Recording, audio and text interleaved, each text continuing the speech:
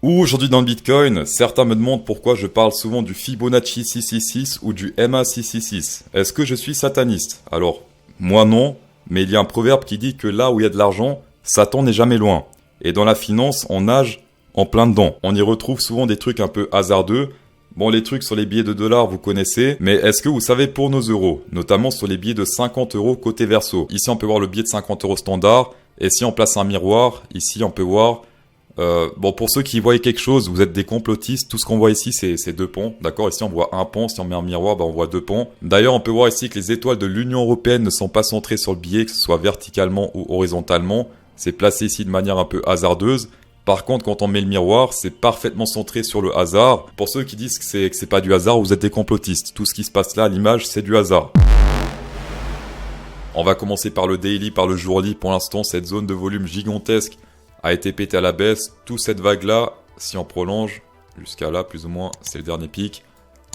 Pétage à la baisse. Donc, ce range ici et toute la partie plus haute va devenir une résistance, notamment jusqu'à environ sur le volume 28 603 $. On est également sur une grosse compression RSI avec un très long support et une résistance qui date de avril. Par contre, le support date de plus ou moins janvier. Pour l'instant, pas encore de breakout, donc ça continue à compresser et on espère bien sûr un scénario similaire. Le Chopiness Index est chargé, prédicteur de volatilité. Ici, c'était chargé et ensuite, on s'est bien pété la gueule. Ici, c'était chargé, ensuite, gros pump à la hausse. Ici, c'était chargé, pétage de gueule, il me semble. Voilà, c'était là, pétage de gueule. Ici chargé, pétage de gueule. On a le Bitcoin Social Sentiment Ratio qui a fait un nouvel ATH, 1,95 sur le Bitcoin Sentiment Ratio. On peut voir sur ce graphe que depuis 2020, vous pouvez mettre pause, quand on a fait des pics de plus de 1, et bien souvent c'était un signal boule, et là on est sur un 1,95. Donc on est sur 3 backtests pour l'instant avec succès. Il y a mieux, mais ça reste bien. On va passer en 4 hour candle. Ici on a l'EMA du hasard, l'EMA 666, qui n'est pas par défaut sur TradingView. Je l'ai moi-même codé, alors je suis pas... développeur, d'accord, c'est très facile à faire. Si vous voulez le code ici, vous pouvez copier-coller. On peut voir que notamment ici, ou même là, eh bien, le support se fait ressentir, le support du hasard. On est également dans un range horizontal et pour l'instant, on est en train de retester le centre du range avec un pic, on dirait, de rejet à la baisse. Et les clôtures se passent toujours sous le 0,382. Donc là, le premier signe de force serait une clôture au-dessus du 0,382. Qui est la première résistance Fibonacci. On a également Space Algo qui annonce un Shark Bull. Vous avez des rabais Space Algo au en description. Pour les targets qu'on sait des ABCD, c'est le 0,382 en Fibonacci. Par exemple, on prend le top ici du ABCD et le bottom, 0,382. On l'a pile poil atteint ici avant de se faire rejeter à la baisse. Et pour les gartelets, les animaux, shark, crabe, tout ça, eh bien c'est 0,58 en partant du top. Ici, on prend le top, le bottom est facilement atteint. Et si on prend cette target du Shark Bull, on prend le top, le bottom et la target 1 de ce Shark Bull serait ici autour des 0,618, soit 26 891 $.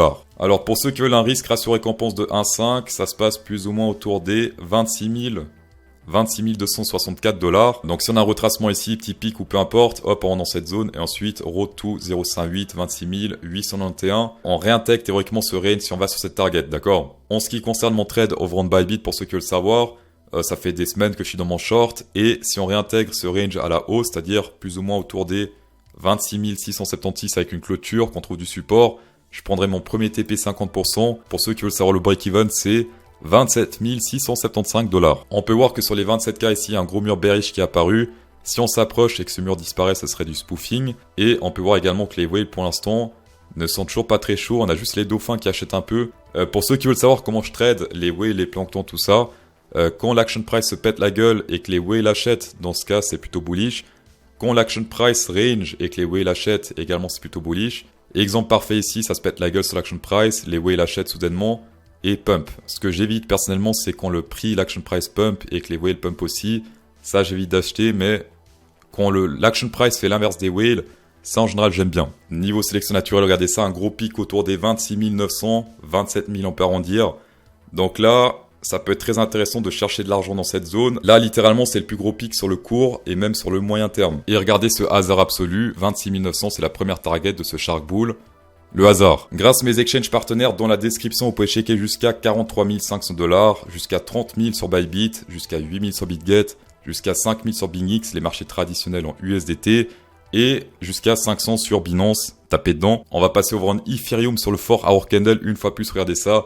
Le hasard. Le hasard comme sur le Bitcoin. Grosse compression également ici sur l'action price. Attention au fake out, d'accord? Hop, on se pète la gueule pour être toujours plus haut ou inversement. Dites-moi dans les commentaires si vous êtes chaud que je vous fasse un tutoriel de comment prendre avantage des faux breakouts, donc des fake out. Hop, on se pète la gueule ou on pète à la baisse et ensuite on pump. Excusez-moi pour le viol du français. En anglais, on dit take advantage. Et du coup, j'ai dit prendre avantage. On va passer sur l'indice Dow Jones que vous pouvez trader sur BingX. On peut voir que pour l'instant, on s'approche de la zone du hasard. On n'y est pas encore exactement. Peut-être encore une petite chute. Si on rentre dans cette zone ou même le 0,66, bah, ça peut être intéressant de trader au moins jusqu'à la prochaine résistance. Je dirais plus ou moins 0,3 et 2. Pourquoi? Parce que sur le 0,5, il y a 0 volume. Également sur le RSI, très joli support résistance. Et pour l'instant, on est pile poil dessus. Donc là, si on descend dans cette zone, petit signe de force, petit signe un peu chelou ici, hop, retour au moins, je dirais 0,3 et 2, soit 33 185. Et si on descend ici sans signe de force avec que dalle, et bien là, ça peut aller très très loin, tout de ground. Perso, je traderai pas ça. Niveau calendrier, cet après-midi à 14h30, vous avez l'indice du prix à la consommation. Sur le gold, l'or en journée, on a quitté cette zone de volume à la baisse, même un peu plus haut comme ça, zone de volume importante. Gros trou dans cette zone et prochaine zone de volume, ça se passe autour des 1925 $. On n'y est pas encore. On serait pile entre le 0,5 et le 0,58. Ce qui serait bien, c'est tester au moins ce niveau-là comme d'habitude afin de prendre une décision soit à la hausse ici pour aller to the moon ou bien péter comme si rien n'était et ensuite to the ground. Il reste également un peu de marge sur le RSI. On s'approche d'un gros support mais on n'y est pas encore. Ça se passe autour des plus ou moins ici 34,30 sur le RSI. Au niveau des résultats historiques, on a ça. On a également ça. On a ce gros pump là. Et si on reteste ce niveau, pour moi, ce sera clairement une tentative en tout cas de longue. Sur le dollar index, ma première target est enfin atteinte. Le 0,666, 0,58, la zone du hasard. Si on se fait rejeter ici à la baisse, donc si on sort de cette zone à la baisse, pour moi, ce serait un short. On fait simplement l'inverse avec les Fibonacci, on met le bottom ici et le top. La première target, ce serait 0,3 et 2. On va pas très bien, mais je vous dis le prix. C'est 103,07. Sur le RSI, ce niveau a également été pété à la hausse. Alors, c'est un gros support, mais le problème, c'est que on a fait que 2 retests. Plus il y a de retests, plus c'est fiable, on va dire. Et là, on a fait que 2 retests. On s'approche également de la zone de surachat, mais est-ce que c'est parce qu'on est dans la zone de surachat qu'il faut vendre? Eh bien, regardez ici, ou là. Non, dans tous les cas, merci d'avoir checké cette vidéo sur un plaisir. Insérez un pouce bleu dans cette vidéo pour incrémenter encore plus le plaisir. Et bonne soirée.